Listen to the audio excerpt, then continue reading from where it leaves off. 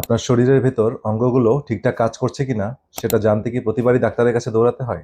অথচ ঘরে বসেই কোনো যন্ত্র ছাড়াই ৳১ খরচ না করেও এমন কয়েকটা পরীক্ষা আছে যেগুলো আপনাকে একটা পরিষ্কার ধারণা দিয়ে দিবে। শেষ পর্যন্ত থাকুন, কারণ ৫ নাম্বারটা অনেকে জানেন না। আসসালামু আলাইকুম। আমি doctor ARM Jamil, functional and integrated medicine consultant. তো এই চ্যানেলে আমরা স্বাস্থ্য নিয়ে এমন কথা বলি যেগুলো সহজ, কাজের এবং বিশ্বাসযোগ্য। আজকের এই ভিডিওটা শুরু করার আগে একটা ছোট অনুরোধ, চ্যানেলটা সাবস্ক্রাইব করা না থাকলে এখনই করে নিন, কারণ এমন স্বাস্থ্য বিষয়ক ভিডিও আমরা নিয়মিত নিয়ে আসছি। শুরুতে একটা কথা পরিষ্কার করে নেই, যেন কোনো ভুল বোঝাবুঝি না হয়। আজ আমি যেসব পরীক্ষার কথা বলবো এগুলো কোনো রোগ ধরে ফেলার পরীক্ষা নয়, এগুলো শুধু একটা ইঙ্গিত দেয়, তবে স্ট্রং ইঙ্গিত। শরীর মোটামুটি ঠিক আছে কিনা নাকি একটু খেয়াল করা দরকার। আমি এখন যে 5টি পরীক্ষার কথা বলবো এগুলোর ফল যদি অস্বাভাবিক মনে হয় তাহলে নিজে নিজে সিদ্ধান্ত না নিয়ে একজন চিকিৎসকের সাথে পরামর্শ করবেন। তো চলুন দেরি না করে মূল ভিডিওতে যাওয়া যাক। প্রথম যে পরীক্ষা করব সেটা হচ্ছে আপনার হার্ট বা রক্ত চলাচল কেমন আছে সেটা বোঝার জন্য। Simple test. আপনি সিঁড়ি দিয়ে উঠা-নামার মাধ্যমে এই পরীক্ষাটা করবেন। প্রথমে হার্ট নিয়ে কথা বলি, কারণ এটা নিয়েই সবচেয়ে বেশি মানুষ দুশ্চিন্তায় থাকেন। খুব সহজ একটা পরীক্ষা। থেমে না গিয়ে একটানা ৩ থেকে ৪ তলা সিঁড়ি দিয়ে উঠে যান। ১ মিনিটের কম সময় যদি উঠতে পারেন এবং খুব বেশি হাঁপিয়ে না যান, বুকের ভেতর চাপ না লাগে, তাহলে বুঝবেন আপনার হার্ট আর ফুসফুসের ক্ষমতা মোটামুটি ভালো জায়গায় আছে। আর যদি অল্পতেই বুক ধড়ফড় করে, শ্বাস নিতে কষ্ট হয়, বুকে চাপ লাগে, তাহলে এটা অবহেলা করবেন না। হার্টের সমস্যা একটা সংকেত হতে পারে। ২ নাম্বার যে পরীক্ষার কথা বলবো সেটা হচ্ছে বিশ্রামের সময় আপনার পালস বা নাড়ির গতি চেক করা। তো এটা খুব সহজ পরীক্ষা। সকালে ঘুম থেকে উঠে বা বিছানা থেকে নামার আগে শান্ত অবস্থায়, যখন আপনি খুব শান্ত আছেন, সে অবস্থায় আপনার হাতের কবজিতে আঙ্গুল দিয়ে নাড়ি ধরুন। এভাবে নাড়িটা ধরুন বা পালসটা দেখুন। ১ মিনিট ধরে গুনুন। যদি প্রতি মিনিটে ৬০ থেকে ১০০ বার থাকে তাহলে স্বাভাবিকই বলা যাবে। কিন্তু যারা নিয়মিত ব্যায়াম করেন তাদের ক্ষেত্রে একটু কম হতে পারে। একটু ব্র্যাডিকার্ডিয়া হয় তাদের ক্ষেত্রে। তো সেটা খারাপ কিছু না, বরং ভালো লক্ষণ।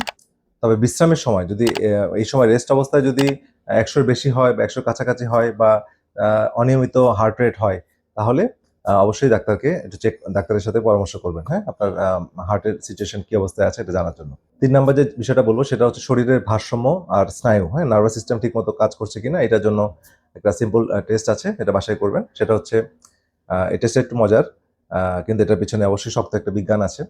সেটা হচ্ছে চোখ খোলা রেখে এক পায়ে দাঁড়ান। অন্য পা মাটি থেকে উপরে তুলে রাখুন। কোনো কিছু ধরবেন না। চেষ্টা করুন অন্তত ১০ সেকেন্ড স্থির থাকতে। যদি পারেন তাহলে আপনার ভারসাম্য ও স্নায়ুতন্ত্র ভালোভাবে কাজ করছে। বিশেষ করে যাদের বয়স একটু বেশি, তাদের জন্য এটা সামগ্রিক সুস্থতার একটা ভালো ইঙ্গিত বলে গবেষকরা মনে করেন। তবে সাবধান, পরীক্ষা করার সময় দেয়াল বা শক্ত কিছু রাখুন যেন আপনি পড়ে না যান। ৪ নাম্বার যে পরীক্ষা বলব সেটা হচ্ছে শরীরে আপনার পর্যাপ্ত পানি আছে কিনা বা হাইড্রেশন মেইনটেইন হচ্ছে কিনা সেটা জানার সহজ পরীক্ষা। এটা ২ ভাবে করা যায়। সেটা হচ্ছে প্রথমে প্রস্রাবের রং দেখুন। হালকা হলুদ মানে শরীরে পানি ঠিকঠাক আছে। বাট গাঢ় হলুদ বা অন্ধকার বা ডার্ক কালার হলে আপনার পানি কম আছে, এটা বোঝা যাবে। তো দ্বিতীয়ত হচ্ছে ত্বকের পরীক্ষা। আপনি হাতের পিঠের চামড়া ২ আঙ্গুল দিয়ে ধরে জাস্ট একটু উপরের দিকে উঠিয়ে আবার ছেড়ে দিন। ২ সেকেন্ডের মধ্যে, মানে সাথে, সাথে যদি চলে যায় তাহলে ভালো। আর যদি দেরি হয়, ভাঁজ হয়ে কিছুক্ষণ থাকে, তাহলে বুঝবেন শরীরে পানির ঘাটতি আছে। আর ৫ নাম্বার যে টেস্টটা বলব সেটা হচ্ছে আপনার নখের পরীক্ষা, হ্যাঁ? সিম্পল নখের পরীক্ষা। আ যেটা আমি শুরুতেই বলেছিলাম ভিডিওর শুরুতে। তো আপনার নখের উপর কয়েক সেকেন্ড চাপ দিয়ে ধরে রাখুন। দেখবেন নখটা সাদা হয়ে গেছে। এবার চাপটা ছেড়ে দিন। তাহলে স্বাভাবিক অবস্থায় ২ সেকেন্ডের মধ্যে নখ আবার গোলাপি রঙে ফিরে আসবে। এটা মানে আপনার রক্ত চলাচল ভালো আছে, ভালোভাবে হচ্ছে। আর যদি গোলাপি হতে সময় লাগে তাহলে রক্ত চলাচল বা অক্সিজেন নিয়ে একটু খোঁজখবর নেওয়া দরকার। সাথে আরেকটা জিনিস খেয়াল করুন, চোখের সাদা অংশ বা ত্বক যদি হলদেটে দেখায়, এটা লিভারের সমস্যার লক্ষণ হতে পারে। এটা কখনো অবহেলা করবেন না। সরাসরি চিকিৎসক দেখাবেন। এখন একটু সতর্কবার্তা দিচ্ছি, যেগুলো আসলে যেগুলো বিশ্বাস অনলাইনে অনেক ভেসে বেড়ায়, ওগুলোকে বিশ্বাস করবেন না। সেটা হচ্ছে অনলাইনে অনেকে ভিডিও দেখা যায় যে যেমন শ্বাস ৩০ সেকেন্ড ধরে রাখতে পারলে আপনার ফুসফুস একদম ঠিক আছে, বা দিয়েশালাই কাঠিয়ে ফু দিয়ে নেভাতে পারলে ফুসফুস ভালো। সত্যি বলতে এগুলো নির্ভরযোগ্য কোনো প্রমাণ নেই।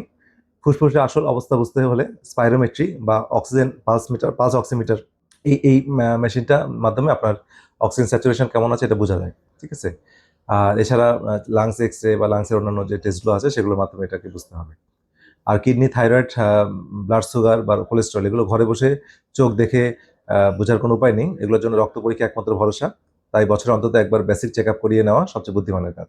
আর মনে রাখবেন, আজকের এই পরীক্ষাগুলো শুধু একটা ধারণা দেয়। এগুলো কোনো রোগ নির্ণয় বা চিকিৎসার বিকল্প নয়। আপনার শরীর নিয়ে কোনো সংশয় থাকলে কিংবা এই পরীক্ষাগুলোর কোনোটার ফল খারাপ মনে হলে অবশ্যই একজন রেজিস্টার্ড চিকিৎসকের পরামর্শ নিন। নিজ থেকে কোনো ওষুধ শুরু করবেন না। তো আজ আমরা ঘরে বসে শরীরের অবস্থা বোঝার 5টা সহজ পরীক্ষা শিখলাম। এর মধ্যে কোনটি আপনি আগে জানতেন না সেটা কমেন্টে লিখে জানান, আমি দেখতে চাই। ভিডিওটা ভালো লাগলে আপনার পরিবার বা প্রিয়জনদের সাথে শেয়ার করুন, কারণ এই তথ্যগুলো তাদেরও জানা দরকার এবং তাদের কাজে লাগবে ইনশাল্লাহ। আর সাবস্ক্রাইব করা না থাকলে চ্যানেলটি এখনই সাবস্ক্রাইব করে ফেলুন, পাশের বেল আইকনটি চেপে রাখুন যেন নতুন ভিডিওটা আসলে মিস না হয়। সুস্থ থাকুন, ভালো থাকুন, দেখা হবে পরবর্তী ভিডিওতে। আল্লাহ হাফিজ।